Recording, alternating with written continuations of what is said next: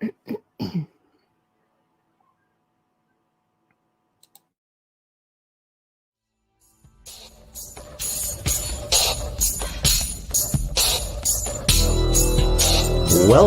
to the Outer Realm with Michelle DeRoche and Amelia Pisano. Airing live on the United Public Radio Network, 105.3 FM in New Orleans.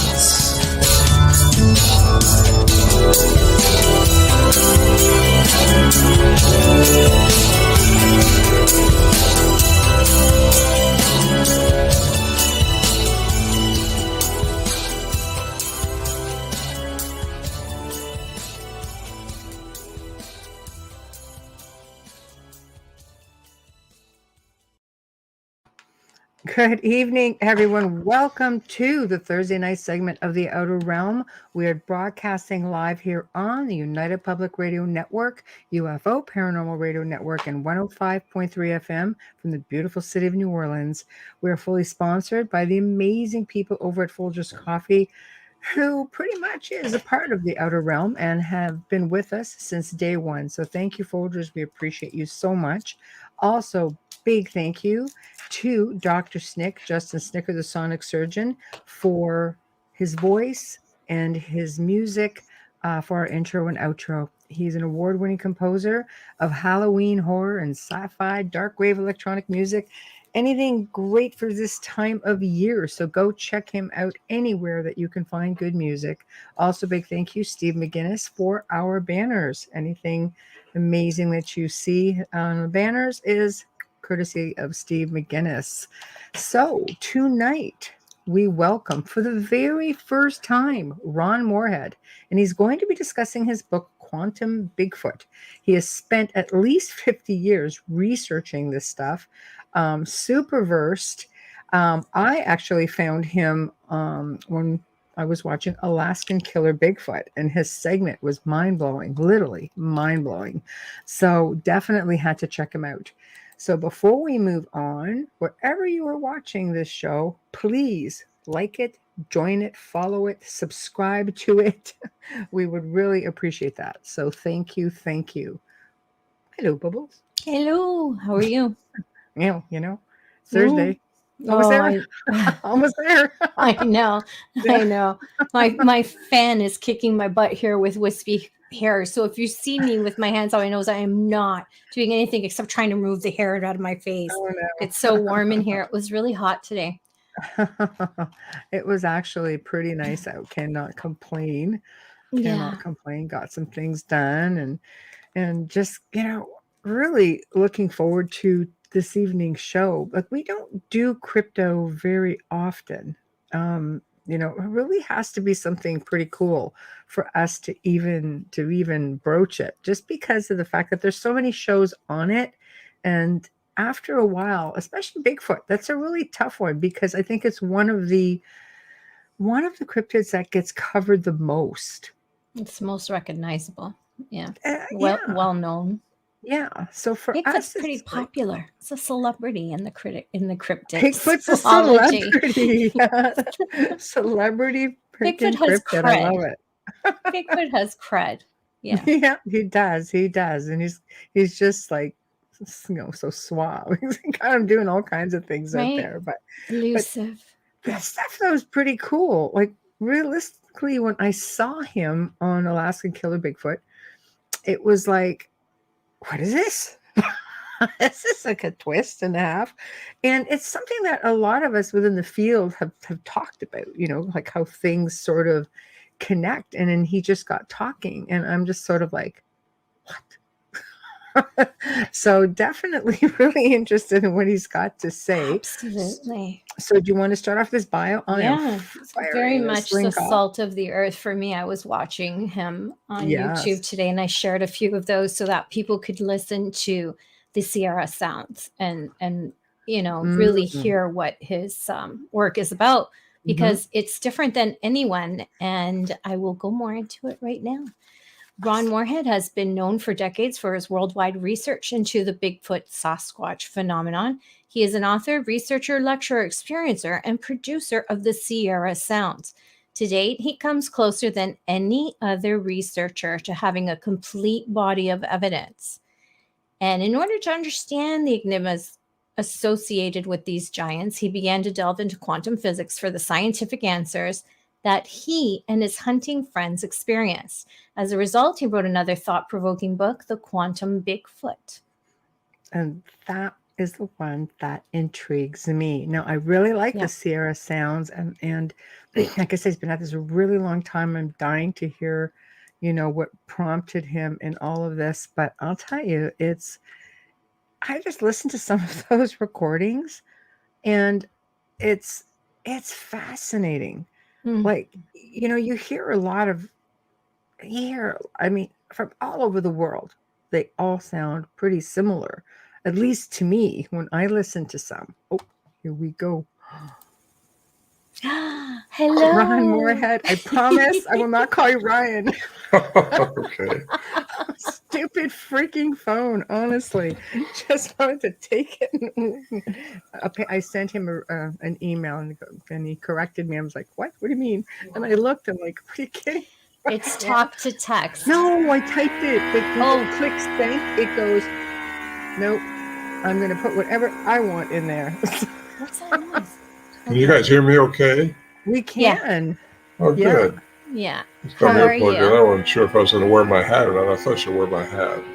Oh, I like the hat. Oh, no, the hat has to stay. That's right. The hat's nice. And I've been sharing all your clips today, and I have to say to you, out of everyone that we've ever had on, for me, you are the most salt of the earth.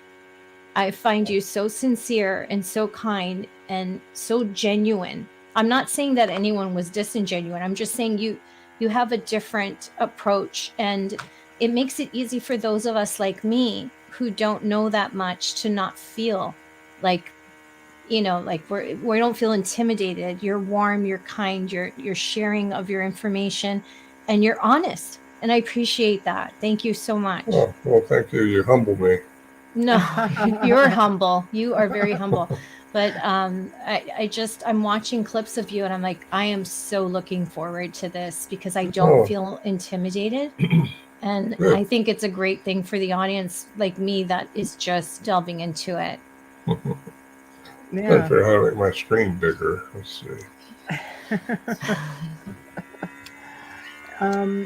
Yeah, I've got a weird sound going on when I move around. I don't know what the buzzing is. I don't know.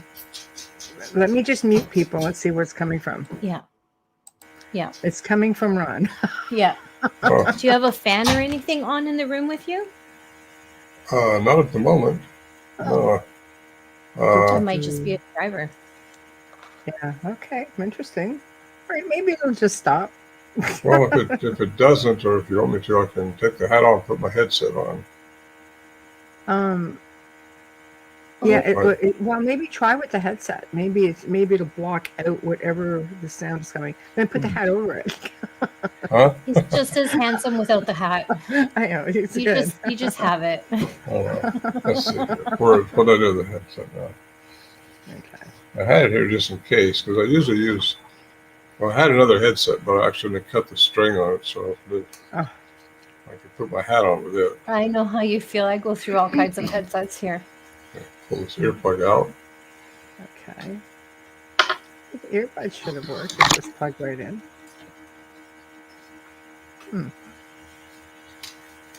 Yeah, I don't know. It's weird. Still buzzing around. He hasn't plugged it in yet. Oh.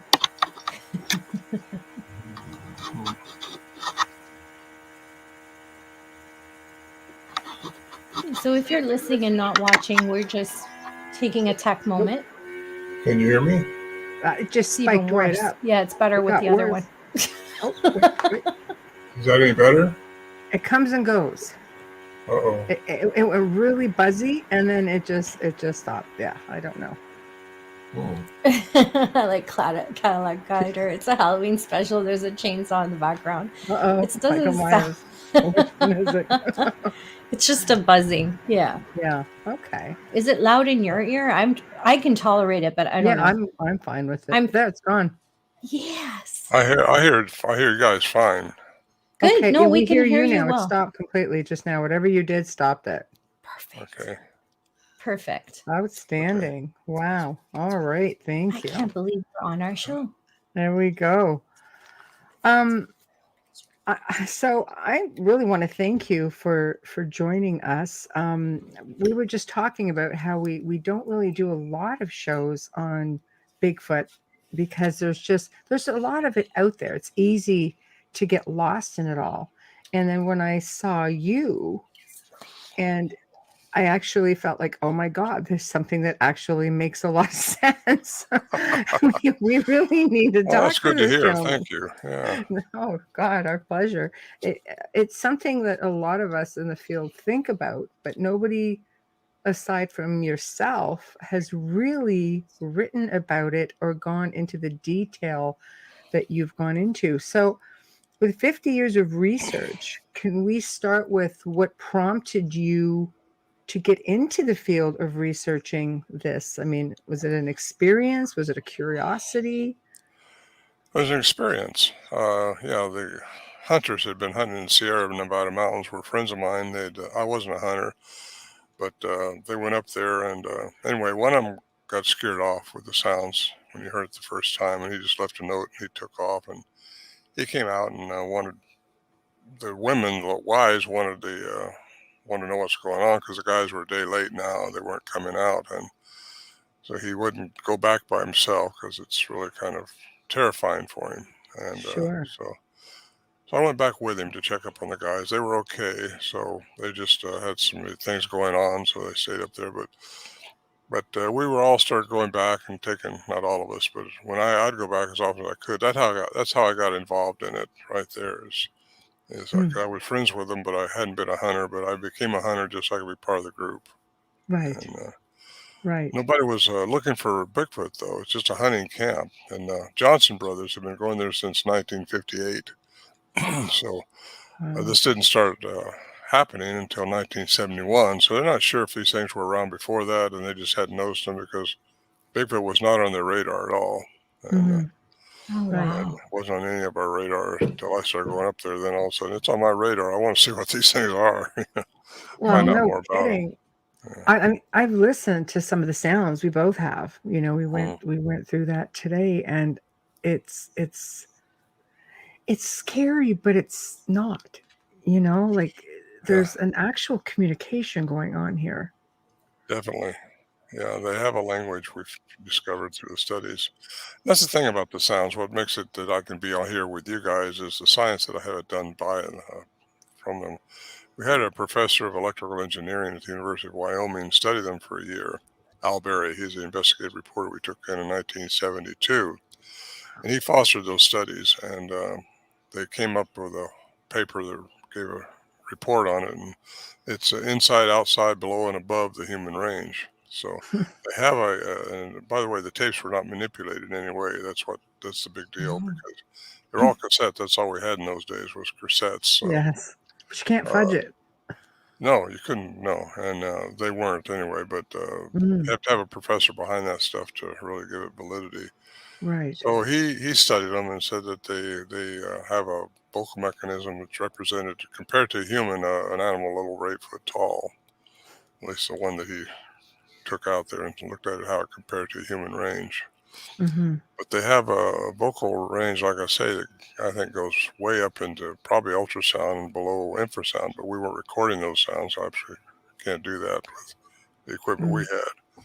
But now, since I've been looking into it for so many years, and a cryptolinguist actually got a hold of him in 2008, named Scott Nelson. He was trained by the military, the Navy, as a person to see if it's a sound is a code or a language of some type, and if it is a language, what does it mean? Is there any deception in it? That's what he did for his whole career in the Navy. He's a two-time graduate of the school too, which is now a Department of Defense. And he's very qualified to do what he did. And he wrote a transcription and said, this is a language by the human definition of a language. That's kind of important. because only humans are supposed to be able to talk like we're talking now, with the hyoid bone connected to the muscle system into the brain and the nerves, and so you can say what you're thinking about, not just, it's not a grunt or a whoop or nothing like that, but so it's kind of unique. I get a lot of reports that say they hear this stuff, but they don't get to record it like we did. We've had the opportunity. These things kept coming back to our camp quite regularly.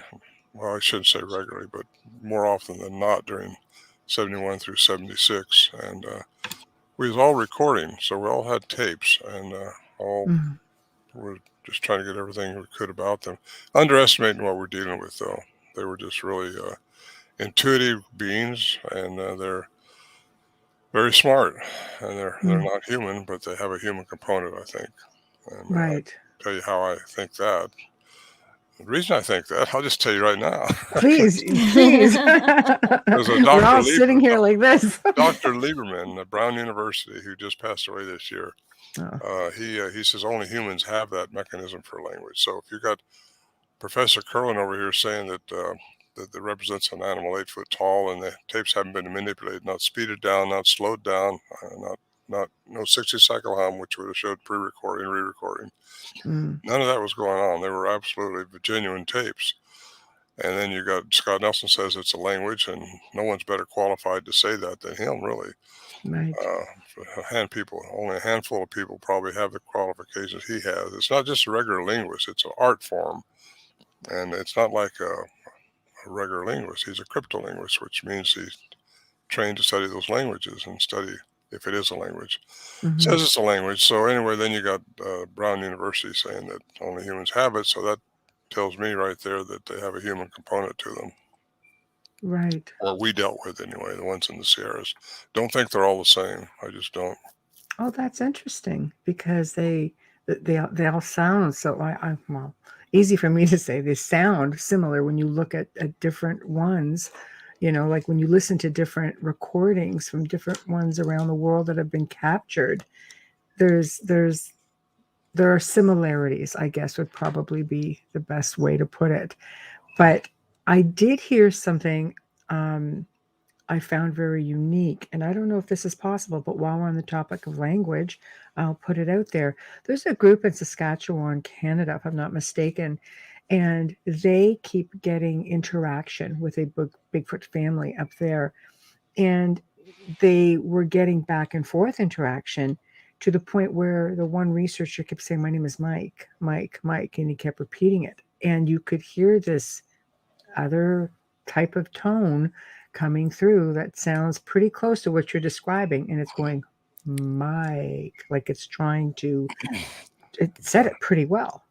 That's Mike Patterson. Yeah.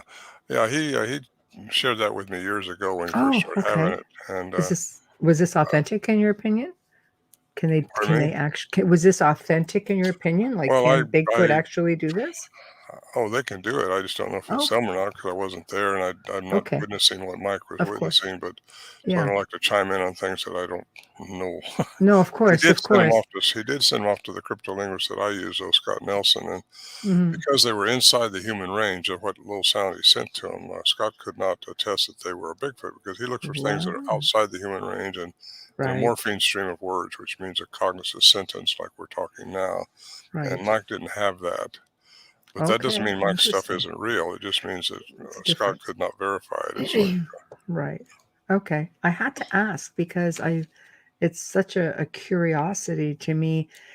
And it basically lends a little bit, maybe to the theory with this degree of intelligence. We're not just talking about, and again, maybe this is just me speculating, but in your opinion, why don't we just put it, we'll ask this way. In your opinion, what is Bigfoot?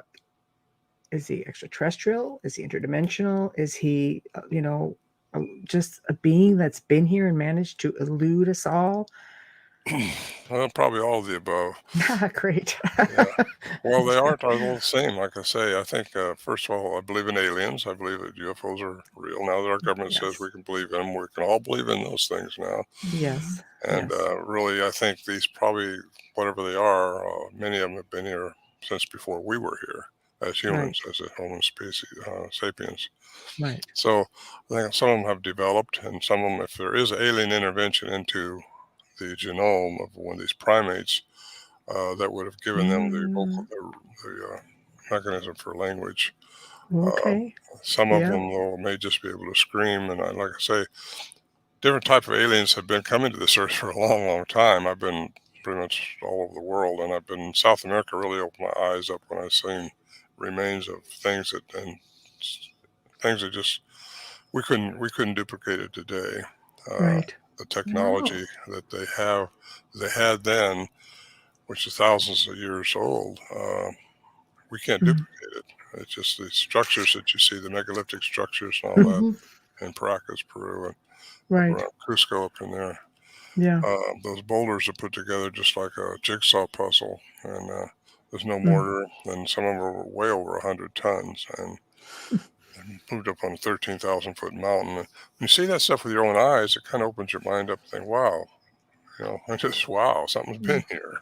It's pretty mind-blowing, for sure. And I think the troglodytes did evolve, and we may be a product of that, but something created us too. So I think we're hybrids, just like these may be hybrids. Right. Well, it would make sense. There's a lot of theories about certain, or humans in general, especially when, you can get really technical about it with blood types and such, but that they are said to have been tampered with. Why not other beings on the planet? Yeah, well, I just feel really firm about that those aliens have been here, and they're probably here now. They just work out of a different dimension sometimes, and occasionally they decloak and come into our three-dimensional environment. Right, as poor lowly little three-dimensional beings. Well, we know, my second book, The Quantum Bigfoot, is based on the fact that quantum theory is 11 dimensions. 10 and one counting time, the fourth dimension. Right. So if we only see within three, the dimension of light, and light is between 430 and 770 terabytes, and that's just the frequency. Everything is energy, frequency, and vibration. Everything. Yes. We are. Everything is energy, frequency. That's Tesla. Yes. So, but all these other frequencies exist out there that we don't see. That's where people see ghosts, and you get a glimpse of this or something like that, And yes. I just think that there's so much more going on that we don't see. We're limited as human beings. We are limited. We don't smell like a bear does. A bear can smell 2,100 times better than a human. A dog can hear an ultrasound, where we don't hear that. And large animals communicate in infrasound, like elephants, and that's how they stun their prey. Sometimes the tigers will anyway. Right. So there's just so much more going on that we don't see with our eyes or don't hear. And if people just open up their minds to realize what's really going on, because quantum physics works throughout the universe. It works from the atom all the way through the cosmos, and that's according to Dr. Christopher Blair at West Texas A&M. And so you get that going on, and then I get all these different doctors that I pulled out their quotes. Yes. I love some of them. It's like Edgar Mitchell said, it takes classical and quantum sciences together to have clear perception. Well, so many researchers are just looking into the classical science, into the Newtonian physics, which we were all taught in school. So it's just, I just encourage anybody researching this to open up their minds and look at what's really going on around them, and they won't be kept in the parameters of their upbringing. Just open up a little bit and see what's going on. So, what made you lump Bigfoot into the whole quantum physics field?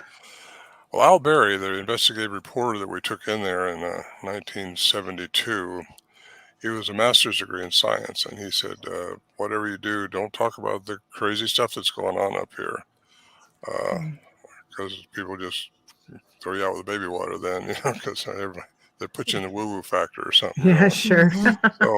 So for a long time we didn't. We just shared the mysteries with our close family and close friends. Right. But something had to answer those questions, and there has to be a law behind anything, I think. And quantum physics is the rule or the law behind a lot of things that goes on that we just don't understand. So what I've done, I got into quantum physics, the science of it. So it will answer a lot of the paranormal issues. It doesn't. They're not synonymous. Quantum physics answers the problems that people have in the woo-woo camp. Right. Where they just well, pseudoscience is it's pseudoscience. It's not real. It's not based on facts. It's based on whims and whimsical assumptions. Right. Yeah, sorry, Amelia, did you have a question? No, I got the fan with the sorry. Fan thing I got a fan in front of me. My hair keeps sticking to my face. No. When we get all these sightings and people see things such as these balls of light, or light that just seems to move along the ground very close, or people will see UFOs in areas or vicinities that are known to have Bigfoot sightings. How does the research look at that? Because you can say it's paranormal, you could say it's extraterrestrial, you could say, again, it's dimensional, interdimensional. Yeah, it's all those. It's energy is what it is. All of it again, yeah. And energy is just different forms. Right. You don't ever, energy never dies. It just changes form. And inside of us, our consciousness is what I'm talking about. Our soul, our energy.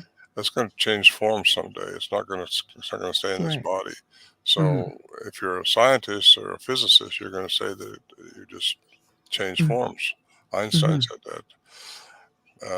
And if you're just a flesh and blood person, well, nothing else going to happen. Right, that's it. Or if you're religious, you're going to go to heaven, you think, but where's that? Right. And is Bigfoot there? Yeah, really. I want to go where Bigfoot is. I'm the comic relief, just saying. Well, I think probably a lot of Bigfoots are interdimensional. Some of them may be just living underground, too, in cave networks. There's a lot of cave systems in this. That makes total sense, right? There has to be, because they're there and then they're not there. Yeah. Right? Well, there's also, sightings. If they're interdimensional, they can change. Okay, I'm going to get deeper now. Here, you ready for this? Go for it. You got our attention. Paul Dirac at Florida, he says that Dr. Paul Dirac, he won the Nobel Prize in 1933 for antimatter, and that's where energy and matter are interchangeable, and matter and energy are interchangeable. Got it? That's so. If these things have learned how to find the frequency to change their matter into energy, they would disappear, or they would become into a ball of light, or just a ball. I've had some people witness these Bigfoots disappearing, and then there's a ball of light over there. So if they can do that, they could pass through things, because in quantum physics, when you get down to a minute structure of what we are, if you learn how to find the frequency, you can pass through things. Which would explain rapid transport. And also Native American lore says they live in two worlds. They've been here for eons too, Native Americans. Yes. That's right. They live in two worlds, and they say they also live in trees. So I know there's a lot of reports I've taken over the last 50 years that says that these things go into trees. And I've had some pretty credible people tell me they saw that. I've never witnessed that. See them in trees. But that doesn't mean it hadn't happened. And if these things are actually, because they're really disturbed when there's clear cutting going on, or people cutting trees down, that seems to really be an issue with them. Right. I was up in Alaska last year with the Discovery Channel filming the. Saw it. That's how I found you. Oh, really? Yeah, Kyle was on the I mentioned show, that there. Of course, there was more to it then, because I didn't get to the bottom of it. If you just start right off, say, well, they live in trees, somebody's going to call you a nut. Right. You got to have something that makes it credible. And energy and matter are interchangeable. Right. And when you get that way, these things can change their matter into energy. They can go into a tree, they can go into the ground, they can go wherever they want to, into the fifth dimension, and not age anymore. Right. Not age like we do anyway. Right. That's why people who have these sightings are always dumbfounded, because it's there and then it's not. So they're questioning, am I really seeing this, or is it my imagination? Right. Well, Wow. there were 6 of us up there, 5 actually. One guy would go back. So Right. we were all witnessing this stuff, the strange stuff. I did see a UFO up there. I did personally. Right. And it was all going on when the Bigfoot stuff was close to us up there. And Right. but there's Yeah. just a lot going on. Sometimes we thought our camp was being tore apart when we looked out. As far as we haul these barrels in on our mules, and we Yeah. kept our food up there and our sleeping bags up there. That way, when we couldn't take the animals, we just walk in and Right. have our stuff there. I mean, that's pretty nice. Then you can stay several days, not have to worry about hauling my stuff out. Mm-hmm. It's 8 miles into the wilderness where we go from the closest place you could park. Oh, Right. 8,400 feet in elevation, so it's not an easy place to get to at all. No. There's nobody else around. There's no big lakes or nothing that people are going to go to there. It's just springs. That's where the water starts. Right. And it's just a really imposing trail. It's really, I mean, that's what Al Berry went in there for, is to try to prove a hoax out of it. That's what he was set to do, which we didn't know at the time. Right. What did happen was Warren Johnson, he was the leader of our group. He's passed away now, but he wrote a 23-page letter to Ivan Sanderson, a cryptozoologist, and Ivan Sanderson thought it was probably a hoax, and he sent it to Peter Byrne, who was in Oregon. He's also an investigator.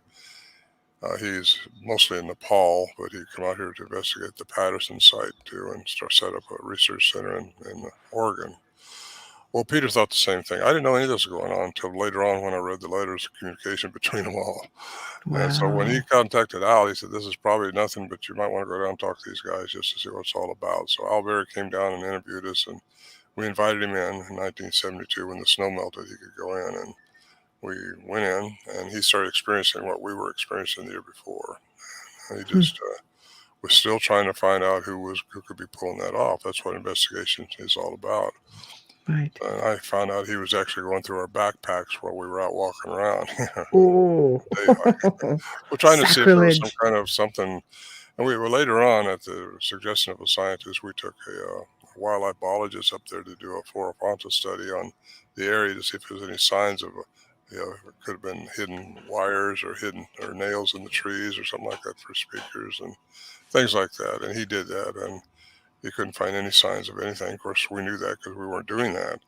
Right. But still, you have to have those reports in there for people to listen to you and take you seriously. So these sounds have been out there now for over 50 years, and no one's been able to debunk them. You got people like Joe Rogan says he can duplicate it. Well, no, he can't.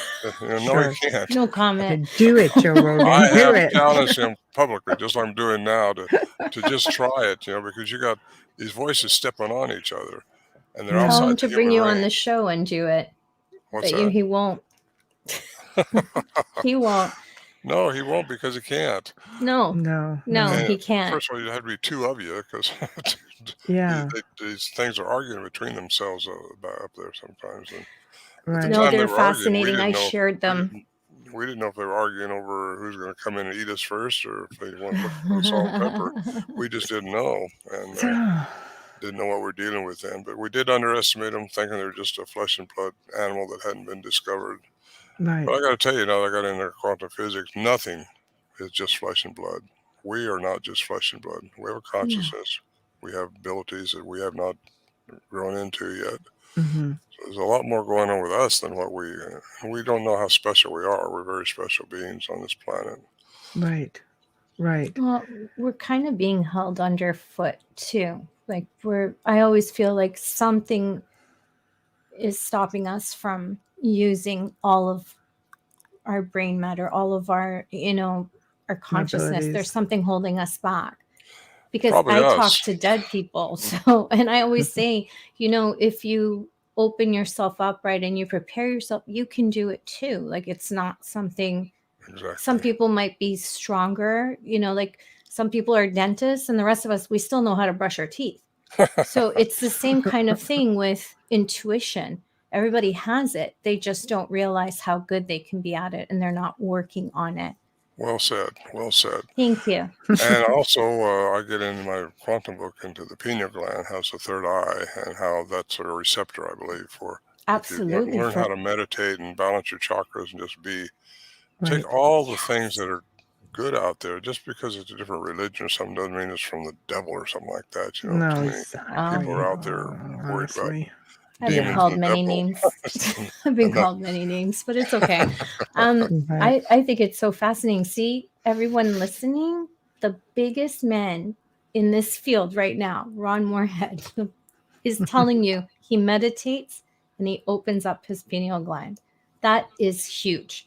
Yeah. Because a lot of people don't talk about that in the cryptids. They just talk about sightings, history, facts. But I love that you do that. Do you think that it makes it easier for you, and it's kind of like pulls you in to want to know more and try to communicate with them? Yes. Yeah. Okay. It will tell you things. That's how you get information, is that way. When you pray, you're asking for something. When you meditate, you're trying to receive something. A big element I try to get into is your pineal gland needs to communicate with your heart. Your heart has a brain. Your heart and your brain and your mind up here, your brain has to be in coherence with it. It has to be balanced. You do that through your meditation, through your chakras, and balance those tones and things. And once you get that going, you become healthier. Everything works out better for you. Don't be a victim no matter what. Just never be a victim. Whatever happens to you is okay. And no matter how you think about it, there's a reason it happened. Where life is just about experiences, and how you respond to the experiences is more than the experience itself. We all have to learn to respond to the experiences with love and compassion, and not with anger, not become a victim because somebody done something to you. You're an old soul, Mr. Morehead. That's right. You're an old soul. That's how an old soul sounds. Yeah, that's true. Well, I am old, you know. No, you're not old. I mean, you're an old soul. You know, you understand that it's all part of something. Yes. Well, I believe in multiple embodiments now. I didn't used to. I wasn't raised that way. I was raised religiously, and nope, you got one life and that's it. Well, I think you have to balance your karma somehow. You have to make yourself better. You do that, but if you learn how to work with love and compassion throughout your life, you will raise your personal vibrational frequency, and that's how once you leave here, you'll leave to another dimension, a better one, or not. And I think maybe you got to respond. You got to learn some way, somehow. You got to learn. You got to learn the lessons that we're here to learn. Humans are very special. We get to go through these experiences, and we should appreciate them all because they're meant for something good if you respond to them properly. We're off the subject of Bigfoot, though. No, yes, I think they're actually pretty connected. I think that with Bigfoot, just from what you're saying, you know, they could be these interdimensional beings that are maybe they're here in a way to teach us things, but people fear. I think we as people, earthlings, we're taught to fear everything from the time, like whether it's the fear of God that gets put into you, you know, having to follow so many rules, like the government, life. Maybe if people didn't fear. Oh, you're hitting right on a button there. That's perfect. Yeah. Fear is your only enemy. Right. People say, well, were you afraid up there? Well, we got where we weren't afraid because we realized they weren't going to eat us and they weren't carrying us away or nothing. So we got kind of friendly with them, or kind of comfortable, I should say, and looking forward to them coming in at night if they did. Right. And we just, I think your fear is what will hurt you anywhere. So if you can learn to control your fear, well, who was it? Theodore Roosevelt or somebody? The only thing to fear is fear itself. Fear itself. Nothing to fear but fear itself. Yes. And you find what you look for. I think Abraham Lincoln said that. That's true. A negative reaction. If you're looking for something that's going to stab you, something probably will stab you. So. Right. Well, that's manifestation. Yeah. Oh, now you're into something even better. Right? We're manifesting our reality. We got going on. We created our life. That's another show. I know. So in your opinion, then Bigfoot is nothing to fear. I mean, he's big, he's imposing. Well, I think you should keep your guard up. Excuse me, I shouldn't interrupt you, but that's okay. I think you got to keep your guard up because they're not all the same. And what created them, what made them, and what the agenda was is what you don't know. Right. You don't know what alien may have messed with the genome of what species to create a dogman, so to speak, or a Bigfoot, and what agenda they may have put into them. Right. Some of them I do believe are here to guide us, to help us, and again, that's another way. You can open up your pineal gland, you can listen to this stuff, and you got to be on the right frequency, and they will try to guide you like that. I think some of them. Right. And even the Bible says you got a guardian angel. Right. And what is an angel? Bigfoot? An angel is just an alien. And I'm not sure if we were dealing with just something that was just pure alien up there, just because it had a Bigfoot, we call it Bigfoot. Right. And they were bipedal primates for sure, but I don't know. Do you think they go back to being these giants that people are? I mean, they've always been around, but you can thank the Smithsonian for dumping all that. But mounds, giants, we know that there's sightings and bones and relics being found all over the world. Could Bigfoot be a part of that, perhaps, from a time gone by? Yeah, I think so. What is Bigfoot? That's a big question. Yeah. And what are, again, what made them? Why are they here? Were they a product of the troglodyte like we are? Right. Just right. We don't know yet, and we may That's the never big know. question, isn't it? Well, it's a question, but these guys are still looking for the ape in the woods that are out there. A lot of them are, and that's Right. what we were doing. Just okay, let's hope this ape comes in tonight. Right. Right.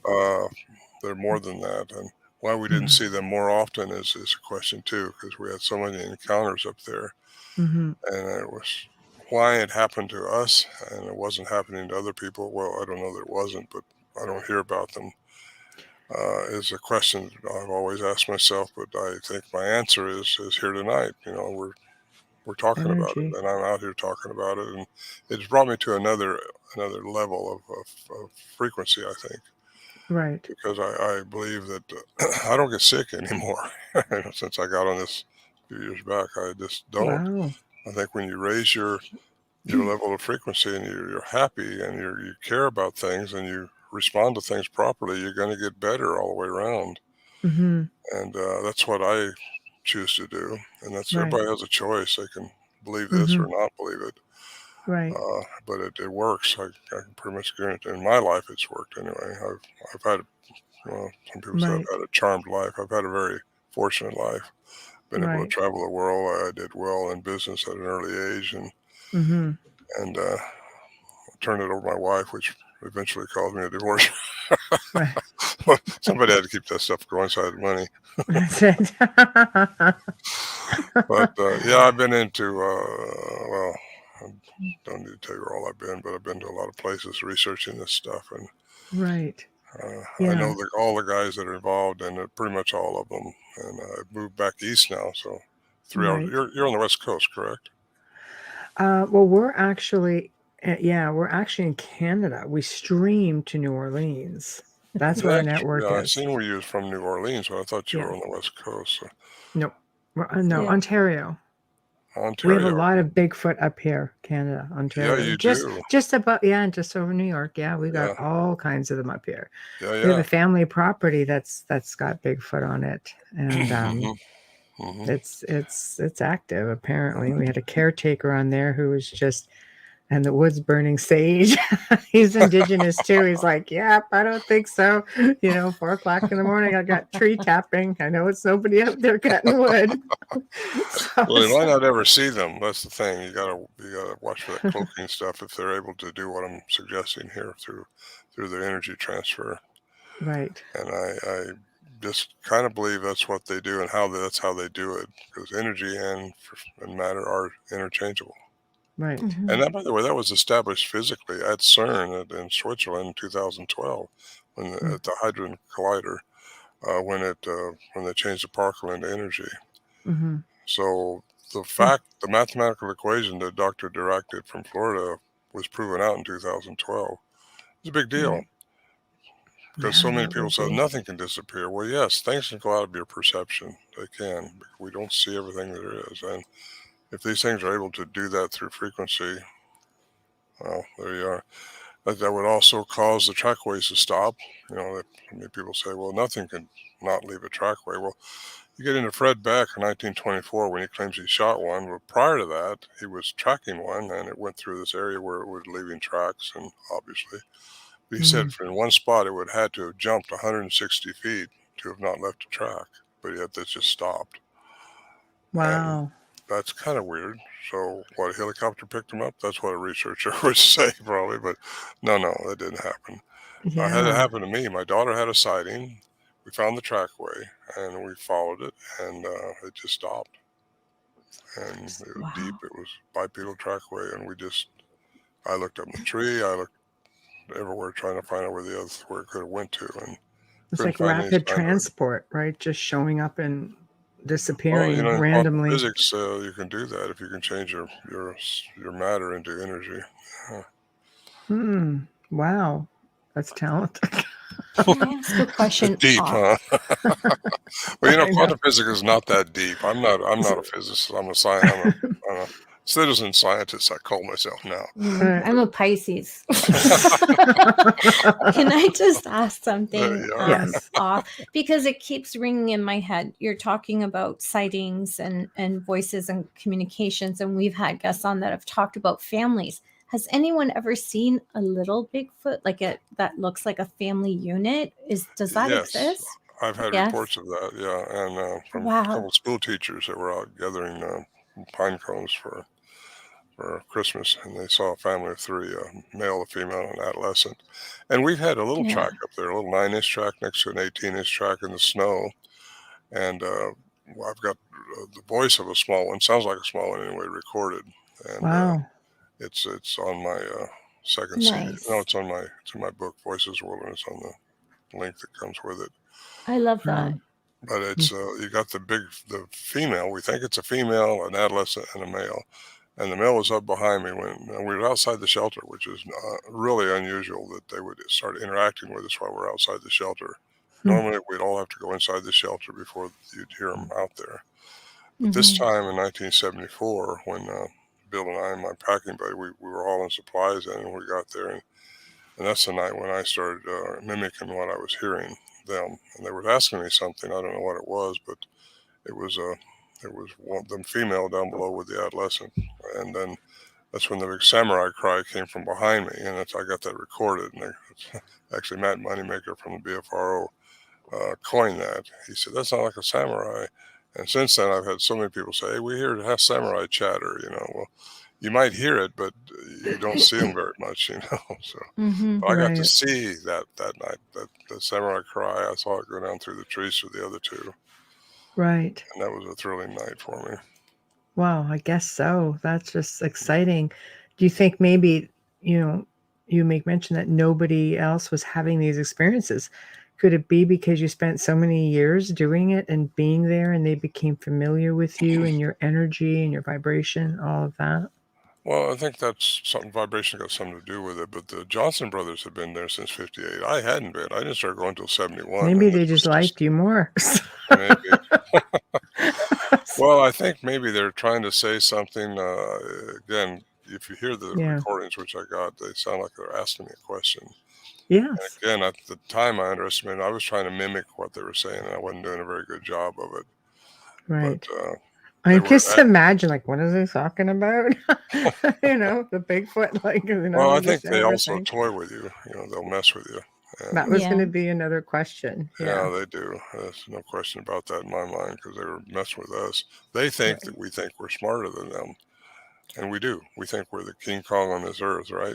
That's true. That wasn't a good pun, King Kong, but but they have it over on us in the forest for sure. And some people say, well, they're just good camouflage artists, or you missed something. But these recordings we have just cannot be denied. They can't be debunked. It's just, they are what they are. Right. And, which is fascinating. It's fascinating. Well, that along with the Patterson film. Now, the Patterson film, what I'm talking about. They can't debunk that either, can they? No, and it's pretty much established that it's real. And our sounds are certainly established as real. And it gives an insight into the nature of what we're dealing with anyway. Not all of them, again, are out there talking. But I've had a lot of people say they've heard chatter like that in the woods, but they didn't see anything. Right. Then a lot of people just hear a scream or a yell or something like that. But it's interesting because a lot of people also say it sounds all-encompassing. Like when they start hearing it, sometimes it's like it feels like it's all around them. Well, sometimes it is. Like a really good speaker system. They'll also say they hear their dog's name being called when their dog isn't with them. Okay. Things Wow, like that. really? Oh, that's And, telepathic. well, something. I think they can entangle your brain Yeah. if you're on the right frequency, and they can Right. get on that same frequency and work on you. So They also say they hear these things following them in a trail in the tree line, and they don't see them, but they hear them. Bipedal, and then they stop, and that thing will stop. A lot of reports like that. they're Right. probably sitting back in the forest laughing at us. Well, probably. Watch this one. Look what I'm going to do to this one. Let's see what we can make the human do. Let's see how fast you can Let's see run. how fast I can get Maybe them to they're circle breaking in this their area. young, because I think when they have their babies here, they're young. They have to raise them in the three-dimensional environment until they've taught them how to mess with humans and how to be what they really are. Common sense. That makes total sense. And I had a deputy one time tell me he was watching a family of three one time at a distance through binoculars, and the male and the female were pulling branches off this big pine tree and were wiping out their tracks and showing the little one. He thinks that we're showing the little one how to cover up your tracks. Oh, really? That's weird, Wow. but I didn't see that, but he reported that to me. I've heard that they build nests for their families with the branches. They what? I've heard that they build nests. One of our guests, I don't even remember because we've had so many. This was a long time ago. This was 2 years ago when we first started, and they said they built nests, and I said that's interesting, but it's kind of weird because if they can go in and out, why would they need something? But now that you said they raise their young here, well, and they may not all be the same. I mean, some of them may not go in and out of dimensions. Really? Yeah, there are nests that they claim is done by something that's not a bear. And I know these larger guys from the Olympic Peninsula that found these nests there, Mm-hmm. and they're pretty firm that there was some kind of dropping things here. Yeah, but again, somebody says if you don't see what done it, you don't know what done it. But that's kind of true. But still, that's why the 974 was so important to me, because I got to see what was making the sound. Up till then, we only heard what was making the sound. Mm-hmm. And or you got a sighting like my daughter had. She's had 3 sightings. And wow, that's just incredible. Well, it's a unique spot. Either of you saw the Missing 401 by David Pilates, The Hunted? Oh, I watched it twice. Yeah, I've researched it. You've seen the light bar that went by? Mm-hmm. And I got about 15 minutes in that Missing 401, The Hunted. Oh. And I took David and his filmer up there in 2018. They reproduced what we witnessed up there, which was this light bar going by us. And wasn't streaking by, it just floating through the trees. And we watched it for quite a while until it just went out of sight. Yeah, I remember that. You don't know what to do with that because you don't know what its intentions are, but it's a form of energy of some type, and it's definitely controlled.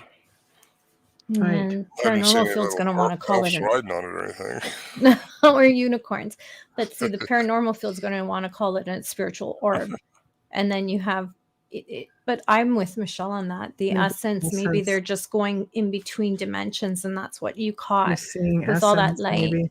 Right? Well, just orbs themselves. Up at the Montana Vortex, my friend Joe Hauser owns that, and you can go up there with a camera any night, just about any night, and go out there and the camera's eyes will see more than your eyes will. Yeah, and sure. Always. Take a picture, and you'll catch an orb in it. Well, I've done that, and we've blown it up, and I've seen an image in there. Right. So it's got some kind of meaning to it. It's not just a reflection off your camera or dewdrop or something like that. No.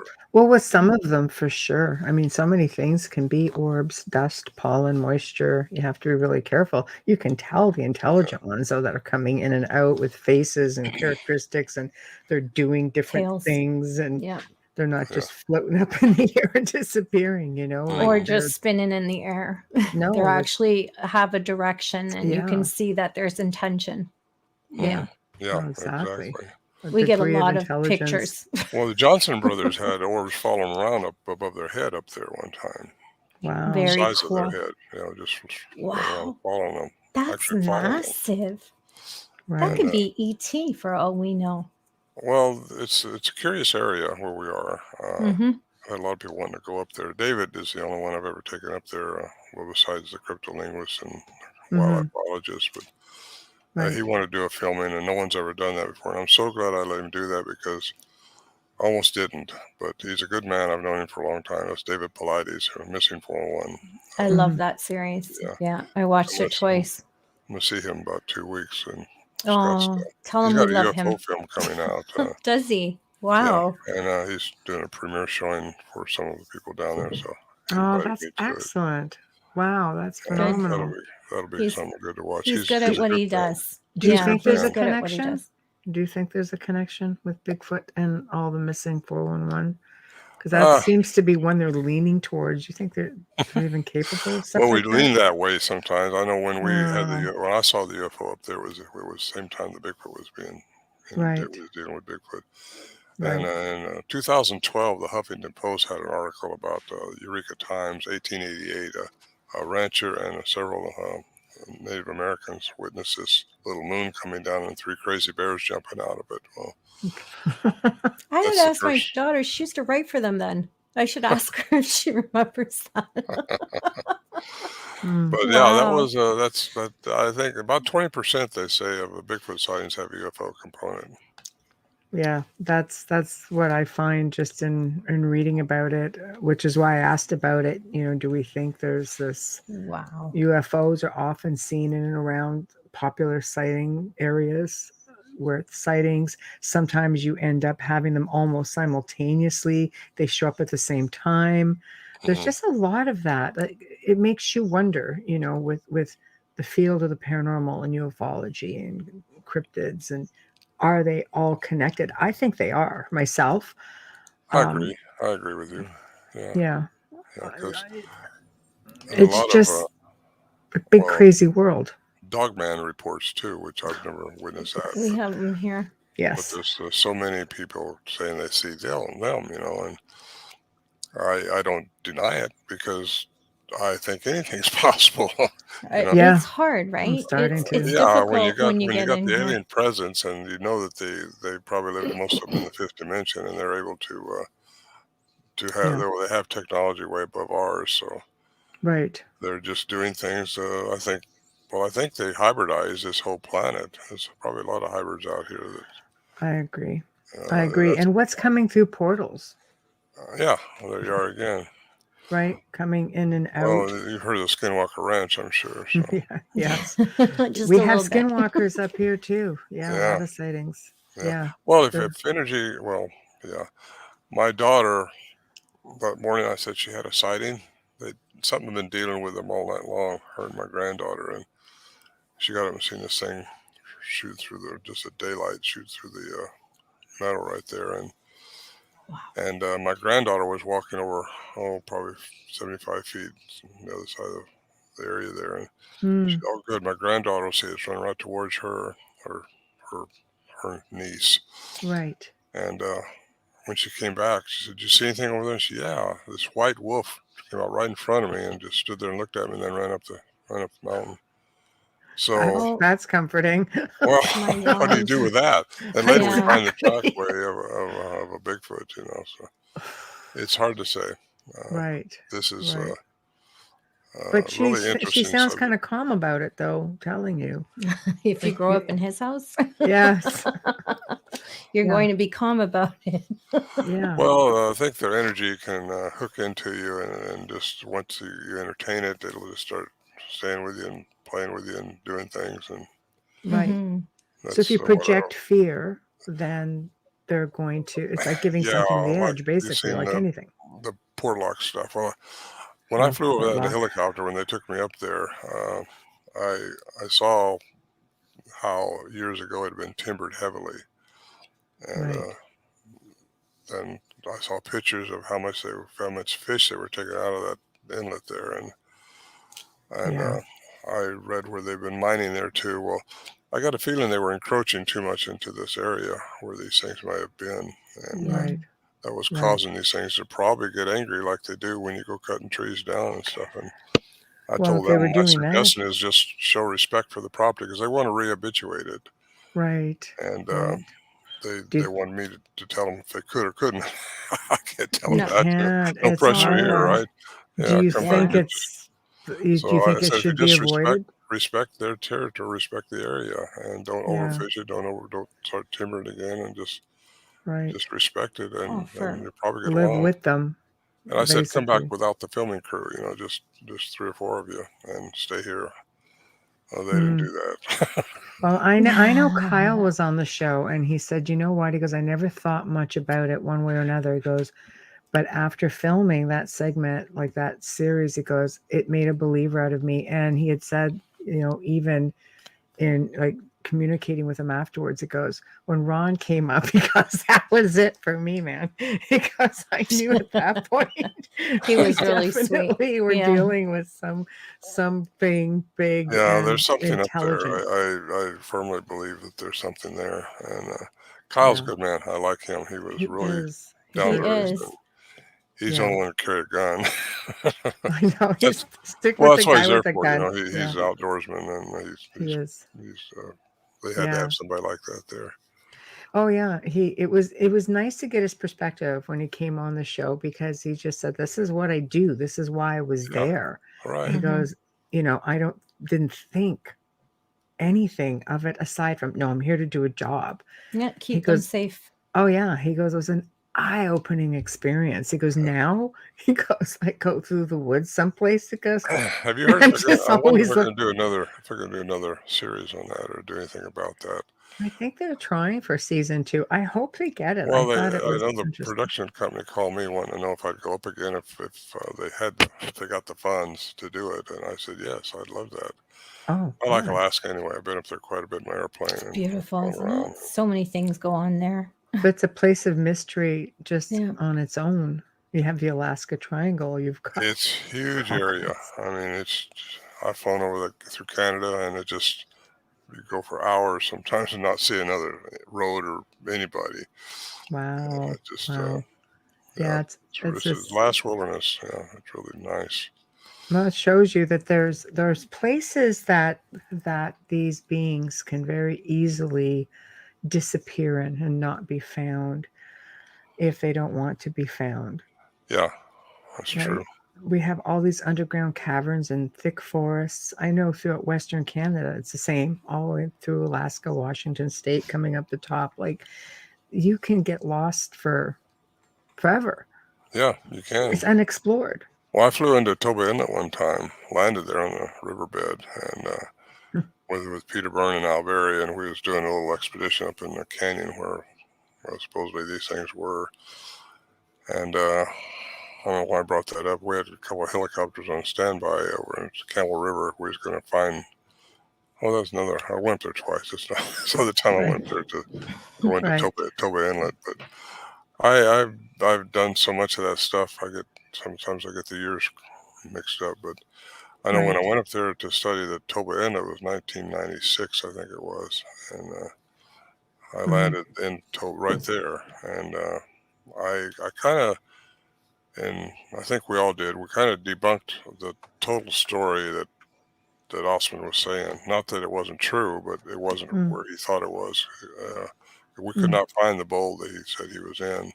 And I flew over that place all day long, real slow, looking for where he could have gone. And we dropped down to where he said he saw the ships in the harbor. And, you couldn't. And from the altitude he said he was at.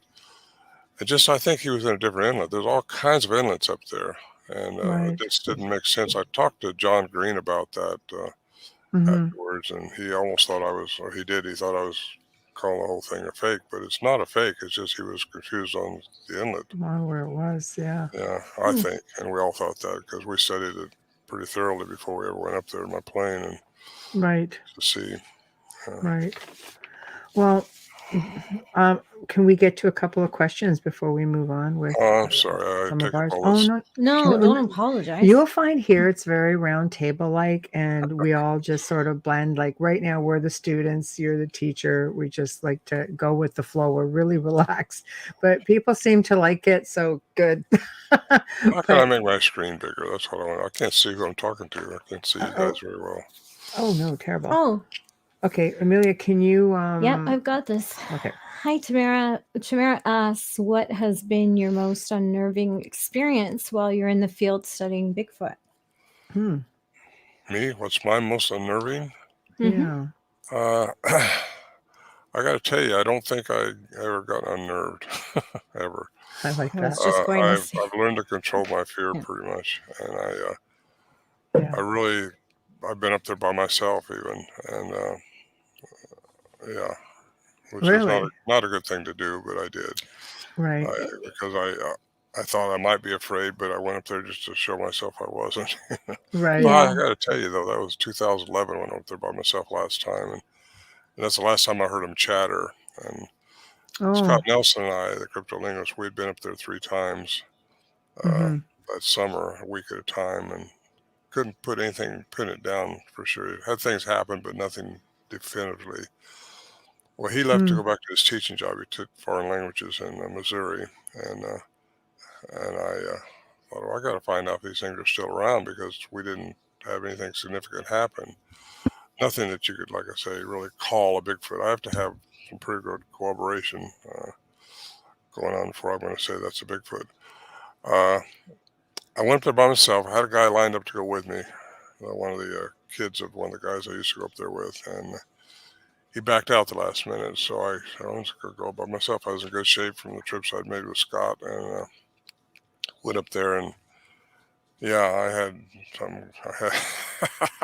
that's the closest I guess I came to being a little bit concerned because I didn't have anything but a little 38 with birdshot in it to scare the bears away. Right. And not that a gun I don't think would have done much good, but really, who knows? But when it was daylight still, mosquitoes were horrible. We set up a little I'd set up a little tent by myself. And the shelter was taken down in 2015. And I heard this big crack right outside. I call it a tree knock in my book. Right. Right. And but now in retrospect, it may be something else. It may not have been a tree knock at all. It was so loud and so close. And I went outside the tent a few minutes later just to see, because they play with you like that to see what you're going to do. So I just kind of relaxed and went outside, started waving my T-shirt, keep the mosquitoes off of me. Maybe they thought I was surrendering or something. Well, if they can read your mind, they knew what you were doing. Yeah. I started talking to them. I said, just come around. I'd probably sounded crazy up there by myself, but I said, just come on, let me see you. I know you're here. Let me see you. I want to know more about you, and I want to understand. Nothing. So it started getting dark. And I thought, well, I'm going inside that tent. So I went in there and checked my tape recorder out, made sure it was working, brand new lithium batteries, everything going fine. And about 10 o'clock that night, it was dark, and all of a sudden I hear this chattering going on down a ways. And there they are. That's them. And I tried to turn my tape recorder on, and the battery was dead. Oh, great. Well, they do that. They can drain your batteries. So it's just like spirits. Energy. At the same spirit energy. at the same time, I hear this pop right outside the stove there. My tent was about 15 feet from the stove. And I hear this tromping around out there, bipedal tromping. And that's it. I started talking to it. I said, told you not to come back later and just haunt me like this. So it kept doing that. And I think it was looking for food. I didn't take anything up there, but just power bars that last me for 2 or 3 days. And when it just walked up to right next to the tent and stood there. But I never heard it leave, but it had to leave. I didn't go to sleep very much that night. 4 o'clock in the morning, I hear this metallic sound going on outside the tent. And I don't know what that was all about, other than, excuse me, we've heard metallic sounds before up there. So daylight came, and I rolled up the tent and shot out of there because my answer was there. They are still around. So. Right. What's the metallic sound in your opinion? I don't know. I don't know. It just interesting. One time I thought, well, we've all heard it, I think, up there, but it sounded like a big tuning fork above us. And you look up and you can't see what it is, but it's just a huge tuning fork sound, It's like a portal. I have heard that sound before when I was and you in don't see anything though. When you start to No. find the source of it, you can't find it. See, when So I that's hear why I that think- sound, it's a portal for me. Well, the fifth dimension too. They can go out of I your heard perception. that at Hoia Forest in Romania. I could hear, it's all I could hear, and it was there the entire time. I found out it was under a no-fly zone. And all I could hear is this non-stop from like hours it was there. Wow. Yeah, you might have been a spaceship up there. They've captured photos of them. Yeah, they believe it's a portal. So, but there's some kind of a doorway. So maybe that's what you were hearing. Portals exist.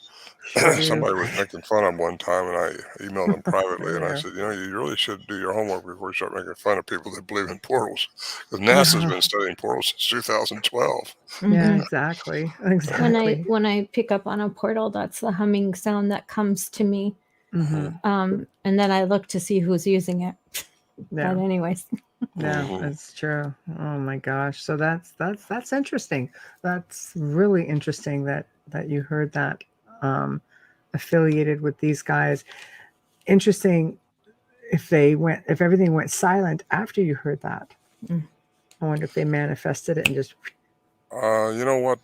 Speaking of silence, I tell people to listen for the sound of silence when nothing's going on in the woods around you. That's Romania. That's what would happen with us up there when everything just gets still quiet. Nothing chirping, nothing squeaking, nothing going on. It seems like they do something to stop everything else from happening. That's really interesting because one time Warren Johnson and I was up there, and we had one of these things was mouthing off out there behind one of these big trees, and we was getting kind of brave at that time, so we thought, well, let's just jump out of the shelter and see if we can see it run away. Oh God! So we did. We just got it right quick. Oh God! We didn't see anything running away. We started walking up towards that tree real slow, about 10, 15 feet apart. And all of a sudden, we just stopped, like I related, like a force field in Star Trek.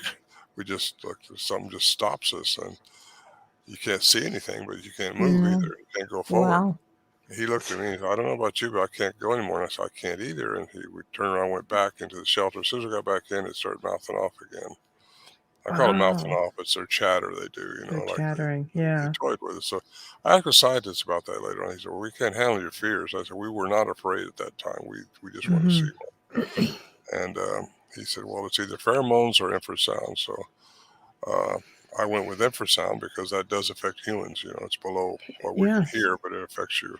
Yes. And, but then now that I'm pretty sure they have a human component, I've wondered if maybe it wasn't pheromones, but I'm going to stick with infrasound because that makes more sense to me. Infrasound would make a lot of sense. I know in Romania, aside from that humming, droning sound, there was no animals. There was no birds. There was nothing in there. Everything just went.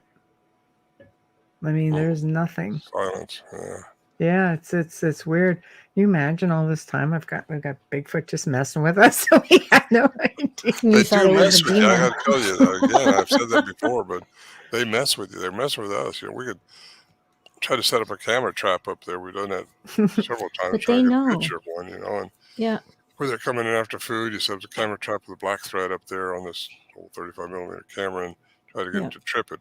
Set it up about 6 foot high up there. They'll go around it like they, well, that takes some intelligence and some intuitiveness. But if they're telepathic, you're sitting there going, okay, I'm just going to hook this up over here. They're like, okay, where is that hooked up? We're not thinking that way then. We're just not. We're still thinking they're just a unidentified ape in the woods, Right. Yeah, you almost have to just try to blank out your thoughts if they're telepathic beings, because it's so easy for them to mess with you if you're pretty much giving it to them. Well, they won't take over you unless you let them.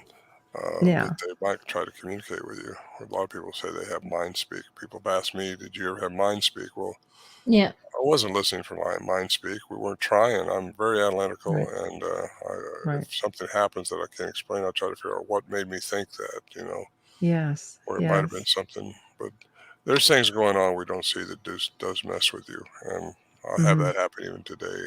And, I mean, currently in my life, things happen that when I'm asleep, I'll wake up when something's there, but I'm not surprised. You can't spend time out in the woods or out in places like this where there are potentially, portals, vortices, things like that, especially in the triangles areas. You can't spend time in places like this and not think you're going to get some kind of contact, because they're used by all sorts of different beings. And with ET, like we were saying, like how many of them are actually here? We all assume they come from the stars. No, I'm pretty much thinking many of them are leaving here and going for a little jaunt up in the stars and coming back. I think a lot of them live under the water too. Yes. Yes. They create their own environment. The mountains everywhere, like they're just there. Yeah, but the Montana vortex I mentioned earlier, Joe Hauser and his wife Tammy, they see UFOs quite regularly up there going into Columbia Mountain. Montana's on my bucket list. It's so beautiful. Right. The thing is, when they see them, they go into the mountain. They don't just stop there in a hover. They go into the mountain. They go into the mountain. Right? And I heard the same thing around Shasta, Yeah. See, Disney had something. Get me started on Disney Mount had Shasta. It. He knew. Oh, yeah. Mount Shasta's got a lot of things that surround it, bases. A lot of people just can't handle this kind of conversation just because it's so weird. Because how does anything do company? It's all a good weird. Well, you got people listening to this, so probably don't you? No, our listeners are into it. That's why they're here. Yeah. Oh, yeah. Well, if I got any more questions, go ahead. 2.5-3 million people going, yeah, we're into it. Okay, here's another one from Tamara. Tamara, how many different kinds of Bigfoots do you think there are? Or I guess you got to ask yourself, how many types of aliens do you think have been here? So it's the same kind of perception, yeah. Nobody knows. I don't know. I know I've been in Nepal. I've been into, let's see, well, those all got their stories. Australia's got their stories. Nepal's got their stories. They've all got their stories. China's got their stories. So I don't know. I mean, that's just the easiest answer I can think of. I've seen a pretty long list of Bigfoot names from different countries. There are many. Yeah. There's like 600 different names for Bigfoot. Is the Yeti just a different type of species of Bigfoot then? Yeah, I think so, because they're smaller. I know when National Geographic did their study up there above Bhutan in 1914, I think it was 2014. Mm-hmm. We took a geneticist up there, and at 17,000 feet, they found a trackway, humanoid, barefoot, something walking through icy snow up there. Well, they got some eDNA out of it, and the eDNA is environmental DNA. Right. And it came back a couple of years later as being part human. And that rhymes with Melba Ketchum's report. She said there's a human element in there. Well, most academia, in fact, just all academia, just put their thumbs down at that. They say, well, it's got to be contaminated if there's a human element, because nothing's human except us. Right. Well, they're wrong. Yeah. They don't know that for sure. That's a terrible. Well, there's 227 billion samples in the gene bank, and it couldn't be matched with anything. The nuclear DNA couldn't. Now, the mitochondrial DNA, which is the female side, that's what had the human component in it. Mm-hmm. So I think all these, well, you didn't hear much about the National Geographic. In fact, I doubt if anybody's even seen it, because they didn't show it very much. But I know that one of the royalties in Bhutan, he sent me the film that they was doing, but you didn't see it pushed very much over here, because it changes the narrative of what the government wants. And you don't want, the government only gives you what they think you can handle. That's it. Do they, or only what they think? They got to control the narrative. And if you don't believe that, just think of Roswell for a minute. Oh, exactly. Quick station and sponsor ID, and then I'll go on with another question. Right. All right. I have to find it. I know, we're all so like, what? I'm just, we gotta do our job. Yeah. Right. Or we're not going to have a show. That's all I'm saying. Or a sponsor. That's it. That's right. So I'm going to keep this in camera view at all times. You're listening to The Outer Realm with Michelle DeRoche and Amelia Pisano, coming to you live on 105.3 FM radio from the gorgeous city of New Orleans. Tonight's special guest is Ron Morehead, and we are discussing his latest book and all of his evidence over the years and all of his research, The Quantum Bigfoot. A shout out and a thank you to the amazing people at Folgers Coffee for fully sponsoring our show from day one. Thank you for your support and your continuing sponsorship. I said I'd keep holding that up, and I will.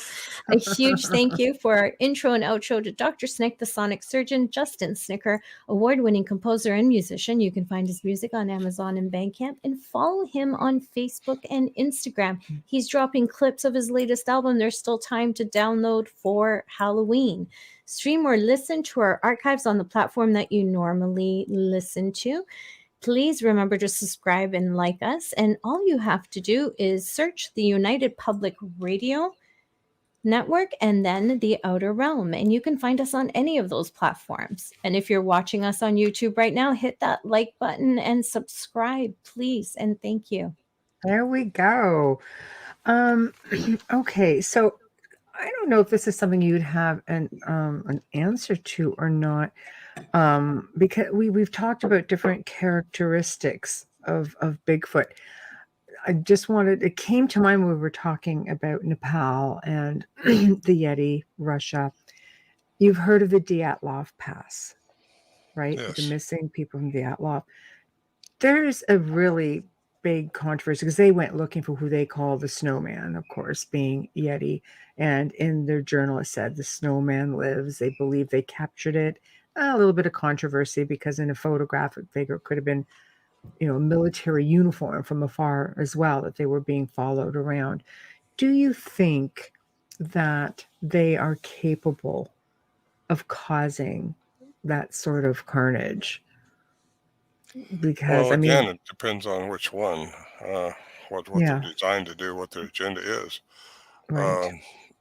Some of them say they're cannibals. So you got the Paiutes in Lovelock, Nevada, who claims they were cannibalistic giants, and they, drove into the Lovelock Cave. But I think probably some of them have that agenda. That's why I tell people, keep your guard up. Don't think they're all going to bring you a piece of cake or something. Right. So in Portlock, it would be the same. I mean, they're right up. Unless they were out there shooting them or shooting at them, that would have pissed them off probably. Yeah, I could see that. So let's say we decide, okay, I'm going in to, I'll use our family's property just because I know there's a potential. So I might get a bit of self-preservation here. What do I look for if I am going, or anybody is going out camping or going into an area where, like, this property butts up about 20,000 acres of provincial park. So it's very undisturbed, a lot of caves and rivers and lakes and things like that. So we're going into the woods. Mm-hmm. Shit goes down. What are we looking for? Well, you can't make something happen to these things. No. You got to allow it to happen. And you do that just by being still, in my opinion. And when this happened in 1974 with me and my friend Bill, we've learned just to be still when they start making their sounds or cracking rocks or cracking wood or doing something like that. They do that to see what you're going to do, I think, and just ignore them. So I think if unless you're going to go in the woods, rocks at you, which they're said to do, right? They shouldn't do that unless you're encroaching on a place they don't want you to be. Okay, that's good to know. Just note to self, don't witness something like that here. Next time you go there. Note to self: don't infringe on Bigfoot space. But I think if you just go out in there, don't go by yourself. Take another person that's on your same level you are, and with thinking about these things, and just be still and to have fun. Try to just have fun. Set up a camp and go to the same spot each time you go back, and go back as often as you can, and just don't try to make it happen. Just wait for something to happen. And when something simple happens, like a big wood crack, I mean, with definition, not like some bear stepping on a limb. It's like No, bam. this was our caretaker was like, it was like boom, boom, boom. He goes, I know there's nobody that acts out of this He house. was really Well, when afraid that too. happens, just Yeah. you might want to answer it back, or if they say something, you hear something chattering, there's nobody around, chatter Right. back, Right. and just toy with them a little bit. They'll think that's fun. I mean, we had people here. Either that, or they come in and tear your arm off. And See, that's what I'm saying. There was people on the show 2 years ago. They're like, Come on. whatever you do, don't go out with pots and pans. It's a sign of war. Text my caretaker, do not go out with pots and pans. I got to say something here, though. Sensible. I don't think any of them supposed to interfere with your karma, what you're supposed to experience. Right. We're supposed to evolve on our own without Right. influence. So I don't think anything's supposed to do that to us. We've been given dominion on this planet. We're humans. We're very special. Right. Whatever they are, they're not what we are. Right. So when I get off air, I'm going to tell my husband I'm special. You are. He's going to say, Yeah, give me said I'm Ron's special. email. No, we're very special. We were made in the images of very high frequency beings. Right. And I say beings, that's plural. And Right. that's the Hebrews that took it down to a singular factor of God. Right. But the high frequency beings is what, if you look into the, all the way back into the Anunnaki and the Sumerian tablets, Right. Yeah. you find the Right. Elohim, which is the word for God, Yes. which is over 2,500 times. It was always in the plural form. Every time they referred to God, it was plural. Yes. So anyway, That's right. beings of light, in the Bible even it says God is light. Mm-hmm. All the way through there, God is light, and there's all kinds of messages we got how we're supposed to be children of light. Ufology. So we are special. Whatever they are, we're shining ones. we're a step above it as far as spiritually goes. We Right. just have to learn how to elevate ourselves and how to evolve and change our frequency to a higher one.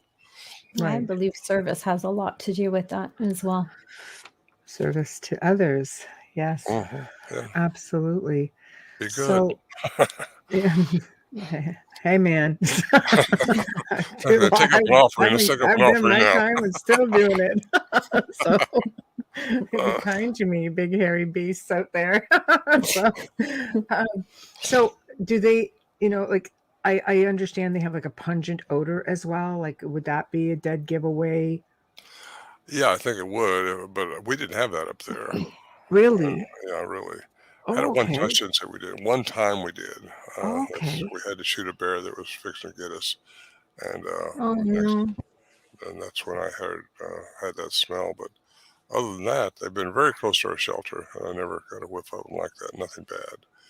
I don't know. Okay. Maybe someone just better hygiene. Maybe they can actually emit that like a skunk when they want to.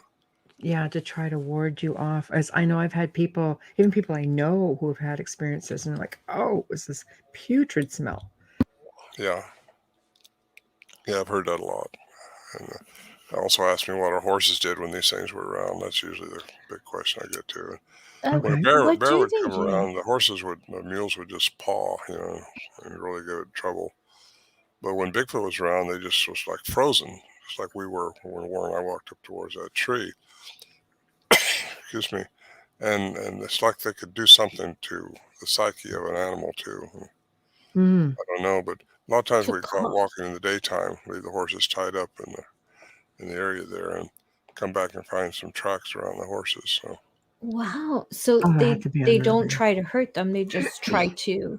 They just keep them calm and move around them. Yeah, I wasn't there when they were there, but I don't know what they did. But Oh my people, God. they braid your horse's hair, because I've heard those stories like that too. So I Oh, don't know. really? It sounds like they love them. They're giving love. It doesn't sound, because if they were afraid, you would see that in the dirt. You would see that from them just freaking out. And no, I think what we were dealing with were friendly. Whatever it was trying to be friends with us. That's good.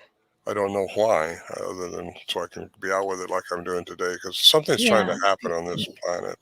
Just be grateful. Something major. I think we're living in a very special time, and I think we all need to be cognizant of that. Right. I agree. As much as people may have difficulty believing that right now, with the state of the planet and, the war and such, I think so much fear is being instilled. But then you have light workers who say, this is the best time to be alive because something amazing I is agree with coming. that. It's a good time to be alive because if we all start thinking better and being better, that'll help the vibration of everything. And Collective consciousness. I think all Putin's got to do is push that button over there, and you're going to see a lot of aliens drop out of cloaking into this world. Right? That's a theory. Because they don't want this Earth destroyed. This is the jewel of the solar system. But they can't interfere, you were saying. They have to let us. This is a beautiful planet. I mean, we got everything here, and it's got everything the other planets in the solar system don't have. And they want to be here. And because it's not just about us. They've been here longer than us. Like I said, we're not the first kick at the can civilization-wise here. You know, I think we were made better than what we are now. We've lost that somewhere along the line. Right. Also, some of these Bigfoots have been diluted down, I think, by indigenous crossbreeding with indigenous people. Really? Native Americans have a lot of stories about that, as far as them taking their women. And that's what I think the Patterson film was. That was a hybrid that had been diluted down because its trackway was very human-like, where our tracks up there had been studied the same configuration, and they didn't have the big arch to them like those Patterson track does. And I just think it's a different type of being. But I think it's, documenting it is difficult. I know there was a woman, I don't know if it was Russia, it was one of those countries up in that area, who was said to have been attacked by a Bigfoot, and she gave birth to a son. Hosanna. Is that it? Is that her name? Okay. So is that the only documented case that we have? It's the only one I know of. Unless you read the tabloids, Yeah, no, yes. Wolf boy. Yeah, no, that's the one I was referring to, and the name she was kept in captivity, and she was actually raped several times. Bigfoot. Wow. Raped by humans. Oh wow. Yeah. Wow. And she had more than one child, I understand. So. Wow. So that's I mean, obviously it's happening and we're not seeing it all, but the Patterson tape was that thing has always amazed me, and the fact that they can't debunk it just makes me smile because you've got the best out there who have tried, right? Yeah, there's been a lot of people try to debunk that. The only thing that makes it a little bit gray somewhere is the fact that you don't see the original film. You just see the reproduction one, what they cut and spliced. Right. And they say there's more, just not that the creature wasn't real. The creature's real. That's pretty much established. It's what went on around it that we're just a little bit of a mystery. Right. Because we don't see the original. And that's always going to be a question mark until the original film pops out someday. Right. If it ever does. And I know Bob pretty well, Bob Gimlin, who's still with us. And he's a nice gentleman. And he don't know any more than what we do. Well, I shouldn't say that. He was right there at the right time doing the right thing with Roger Patterson, and they just got that film and kind of opened our eyes up to, these things are around there. But I think that one had a human component from being diluted down into indigenous people. Wow. And, that's a whole lot of female to love. I'm just saying. I'm just going to put that as delicately as I can with that mean. But to be diluted down, like you either have to be on a bender, that night, or just completely enamored. And yes, I know it boggles the mind, doesn't it? It does. I know, but. Have to leave that one right there. Another question coming in from Tamara Bubbles. Okay. Tamara's asking, what do you think of other cryptids? I think we've touched on skinwalkers and dogmen. I don't disbelieve them. I don't ascribe to them because I don't know. But I've only encountered what I've encountered where I've encountered it, and that's the only thing I really can chime in on. But I do believe, there's total possibility the dogman could be there because of what we've been talking about, how different aliens have messed with the genome of different species to hybridize their species into this atmosphere and to get experimenting. Yeah. Right. I think now I got Stitchin's book, but I never read it just because I didn't want to be influenced by anything other than what I could dig out of different things. And I understand he was saying the same thing, that aliens created us so that they'd have a slave force here, and that's kind of in the Sumerian text too, I think. Yes, it is. It is. Yeah, the Anunnaki. There's a lot of different theories around that, right down to the Rh negative blood type. Yes. Going back to how the more primitive men only had brown eyes, brown hair, like man in general, not just as a species. That's what I'm referring to, and how all of a sudden you end up with people with blue eyes, hazel eyes, green eyes, red hair, blonde hair. Like that is a degree of interference. Yeah, well, like the red hair, those elongated skulls that we dug out down in Peru. Yes. Red hair. Yes. I had to get over here because I had to get on that ground. Yeah, I mean, even in Egyptian times. There's like 2% of the whole world got red hair, I think. That's all. And they're all in Scotland. All in Scotland. The real redheads are all in Scotland, yes. A lot of them are. There's some in the States, but yeah, they go back to the Welsh lands. Yeah. Yeah, so it is quite fascinating, to say the least. There obviously was an interference there that gave us a good boost. Another Lithuanians as well. They have red hair? Yeah, I had friends who were Lithuanians. They were all blonde. That whole family was blonde. Wow, I didn't know that. That's interesting. But so yeah, it's very viable then that they would have messed around a little bit with other species here on the planet, creating these super species, I guess. Which again, I would like to just go back a minute to Skinwalker Ranch, because it has such a blend of all of these things. When you look at the Navajo Rangers, they interview a couple of the guys fairly regularly on just about every show that has to do with crazy things. And they actually started up like a paranormal unit.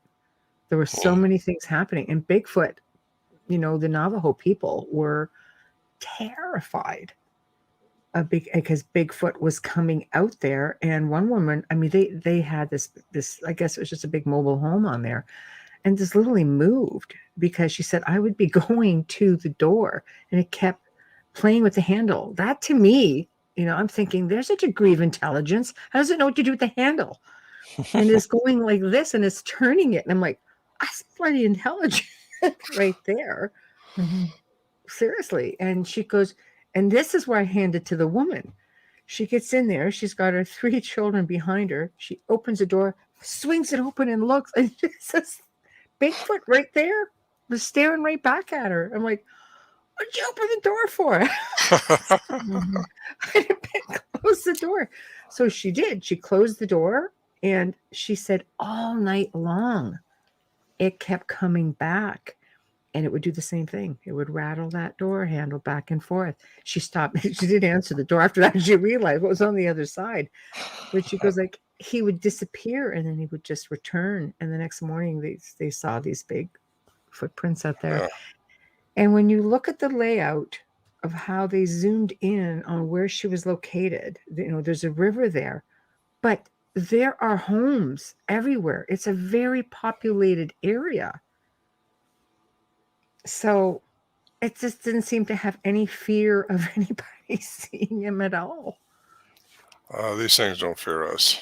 Some people think we ought to have a law that protects them and all that. They don't need our protection. Right. We need protection. They don't. Right. But it's illegal in some states to kill them. And they're not afraid at all. I mean, they're just not. They just have a nonchalant look when people say, well, he didn't act like he didn't even care. He just walked right by us. And I hear that report quite a bit. Okay, so what was the guy in the porch with the door handle standing there like tormenting this woman? Like probably just internalizing the fear that he was getting from her. I don't know.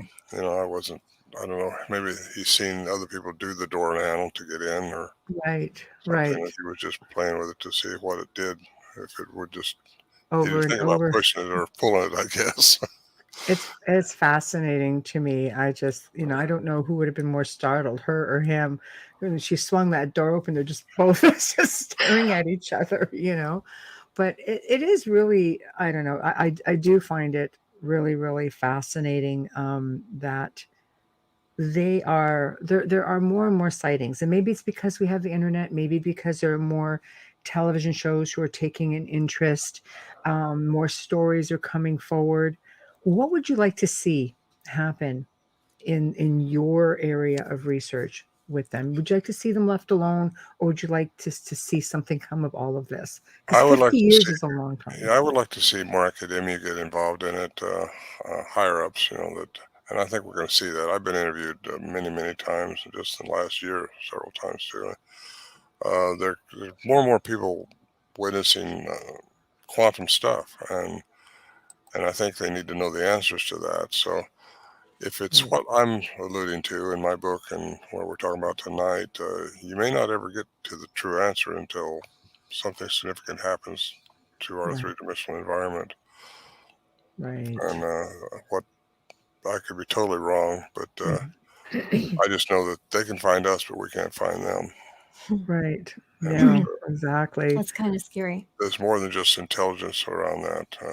Yeah. And when you hear these people that say they can cloak, and then I get the science behind how that happens, energy into matter, matter into energy. If we got the frequency right, that can happen. And, Yeah. you got Yeah, to put a finger on that. I'll try to nail Jello to the wall. that's a tough one. Are you I'm are going to you take your line. I'm going to try to nail Jello to the wall. I love that. I'm stealing it, Ron. It's like world champion hide and seek expert Bigfoot. Yeah, they really are. Do you get concerned at all with people who read your books and listen to even some of your recordings and like, what, I want that experience, and then just go out and get really silly about it? Do I get I'm concerned? Yeah, do you get concerned that maybe you're giving people, let's say, incentive to just say, "What, we're going to go out in the woods and hurt themselves because they're not diligent about what they're doing"? There's a lot of serious Oh, I researchers, really but there's don't. some not so much. I'm at the age now where I just say what I believe and what I Right, think, and give people what I've come up with, and right. I they're going to like go that. with it or not. And Yeah. everybody has a choice, so Yes, I just do what agree. they want to do with it. I But love that. I know what I've been through, and I know what you know. I know something. I put kind of some dots together, I think, for a picture, and that's what I've tried to present this evening. Yes, And you just did. it's just a wonderful time to be alive and to go through this stuff. Yes, Uh, yes. it's I again, it's the experience and how we respond to experience. So I don't get hit very hard. In fact, I hardly ever get hit anymore with somebody criticizing me, because they don't criticize me. They can criticize the science behind it. That's what they have to criticize, because Well, it's you've not been me. validated. Science has validated you. Yeah, it's all been validated, and Yes. um, how And can they? that sets you apart from a lot of Everybody. researchers, right? From everybody. Well, it does, and if I didn't have, I told Mike that years ago. I said, you need to get a university someplace to attest that the sounds are what you're saying they are. Right, And he never did that, I don't think, Mike Patterson. But he's right. I don't know. He didn't do that, but that's what you have to have done, and that's what you have to find. It's really hard, though, to get academia to take this Uh, subject matter seriously. in anything that they're Mhm. not leading Well, themselves, I think. well, they're trained in a paradigm of Newtonian physics, and Right. that's what they have to stick with, and that's what their colleagues are going to make fun of them if they step out of that box. And That's so sad. it It is is. sad. And I It's know sad. some of these guys personally that would like to step out of the box, but they can't. They might lose funding. They might. And Grover Krantz was one of them. He's passed away now, but he was University of Washington, and he had the Gigantopithecus skull, and he was Mm, saying that that's what Bigfoot would be, but he was taking a real beating from his colleagues because he was even thinking that they could exist. Because wow. most of these people think, well, if they existed, we'd know about them. Well, is there a Ron, reason we don't know about them? I think there's there is a reason we don't know about them. we don't know about the beings in vast oceans that we have. We can't possibly get anywhere, we can't get anywhere near them. And yet they're discovering new species all the time. How can Yeah. they say that If they were there, we know about them. If they're interdimensional beings and they have all of this frequency and training and they know how to come in and out and that's just part of their lives, no, you wouldn't know about them. Mm-hmm. Especially if they don't want to be found. Oh, can I just quickly, happy birthday, Janie. Oh, happy birthday, Janie. A regular here and she's in the chat room. Thank you. There you go, Janie. Thank you for being here tonight. On your birthday. Yes. Very nice. Last year too. Yeah. She's incredible. Yeah, I think it's crazy. And I always hear them talk about Mariana's Trench. We only know Mariana's Trench is, we don't know what other parts of the ocean go further or if they go to the center of the earth. That's what science is there for, is to make these discoveries. It's really sad that they're not doing it, because the only thing they're doing is it's kind of sad for them, because they don't get to discover it and they don't get to open their minds and really help everybody evolve if they moved forward on it. Right. Well, Christopher Columbus's journals, he claimed he saw saucers coming out of the water. Christopher Columbus. Yeah. His journals, I understand. So you hear this a lot, and up in Washington, even there's people sell these things underwater, disc underwater shooting. See, if they create their own environment, exactly, they wouldn't be having to go slow. And just like the one that TikTok. The TikTok, yes. Captain Favor. But they've been seeing stuff for a really long time that far exceeds Again, no tells how much stuff they really know that they're just not revealing to us, because they don't want to scare us. No, it's in the Mona Lisa. Well, you know what, as well? Do you remember when Mount St. Helen blew? There were witnesses who saw military helicopters with Bigfoot, and there were, I think, 2 or 3 of them. They were transporting them out of there. I have no doubt the government knows about these. Oh, yeah, absolutely. That, to me, again, when if I they heard tell that, people that, first of all, it's going to throw a kink into religions. It's going to throw a kink into Darwinism. It's going to throw a kink into history books. They got to rewrite history books. right. And what they are, the problem is the government knows what they are, I think. And I think they think like I'm thinking.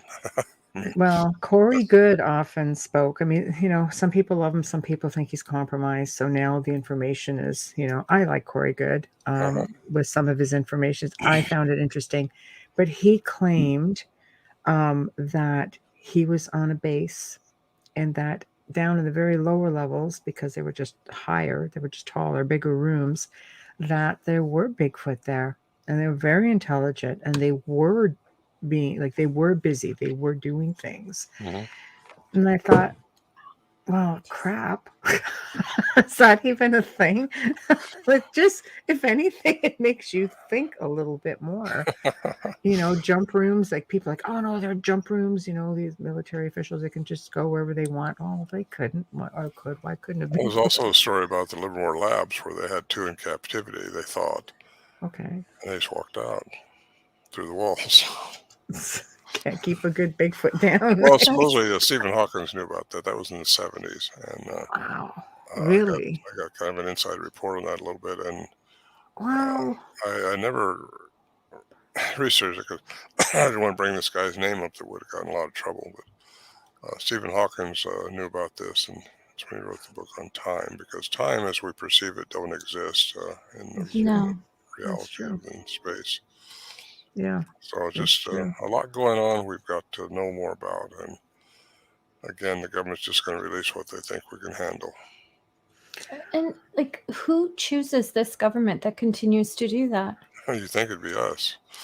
You would think, but it's not, because the president doesn't have access to certain information in different levels of in government. A way, if we got what Tesla came up with, free energy for everybody, what would that do to the economy? No millionaires, billionaires. Well, it would just throw a kink into everything. I mean, that's true. You can't let all that stuff out without destroying some billionaire somewhere. That's it. Money makes the world go round, as they say, and that doesn't generate anything when they're just giving it away, it right? It also creates control. Of course. Well, there's definitely a lot of theories out there, and government and how much they really know is one of those theories. And I think as long as there's people, much like yourself, who are out there and getting the truth and bringing it to light, then people like us can sit there and at least, be made privy to the fact that, what, there is good, solid research out there, and we are, somebody is putting it out there, and it's important because somebody has to. And I mean, I thank you for 50 Well, I bloody compliment you, ladies. dedicated years. Thank you for having me on tonight. It's been fun. No, it's amazing. Thank you. Yeah, my website, put that up there. It is right there. It's been scranning across the banner all night. My books are all downloadable. Everything's downloadable also on my site. Or you can get the regular hardcovers through Amazon, which is through my site also. But RonMorehead.com. Okay. Yeah. We have you also on our page.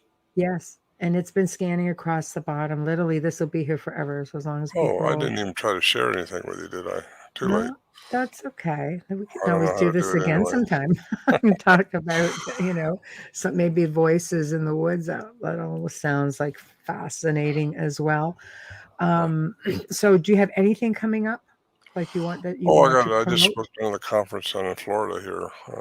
Not till April, though. I don't have anything much going on. Well, I do have a couple things going between now and the end of the year. I try to keep November, December as much as possible cleared up. Yes. And then I do a lot of these things, like I'm doing with you tonight. And right. That gets the word out there a lot. Thanks to 2020 pandemic, we all got into this.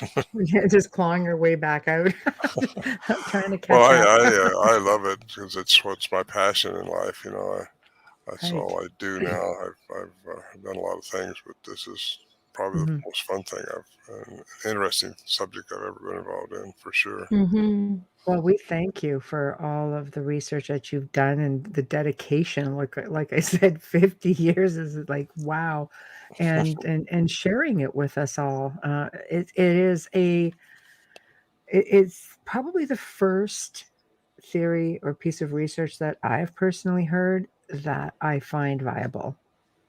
Not that I'm trying to discredit all you other people. I'm not. I'm just saying, for me, believing, in everything like multiverses and interdimensional and dimensional, like just everything going on simultaneously, I truly believe that it is probably more viable, especially with what people have been reporting, than anything else. And you dared to go there. You hear enough of this stuff, you got to put some credence to it, and just have to see what makes sense to you. And yes, I know over the years, if I hear, I had a guy years and years ago tell me that he saw one disappear. Well, I didn't believe him.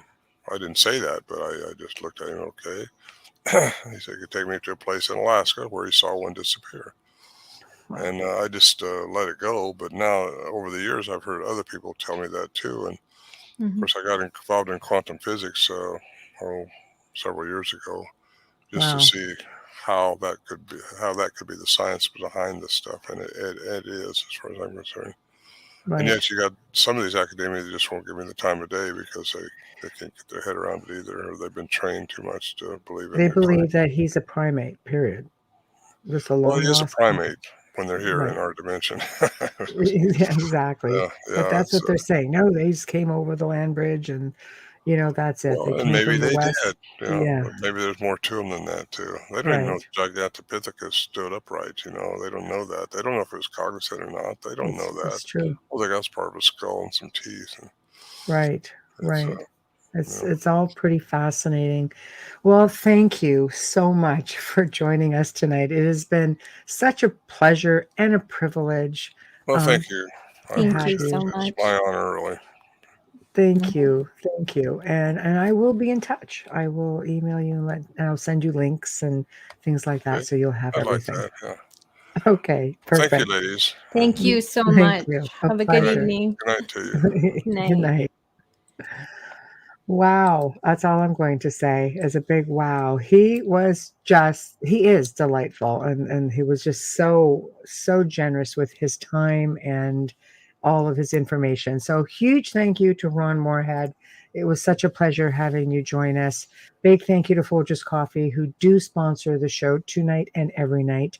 Big thank you to Dr. Snick, Justin Snicker, for his contribution of his voice and his music for our intro and outro.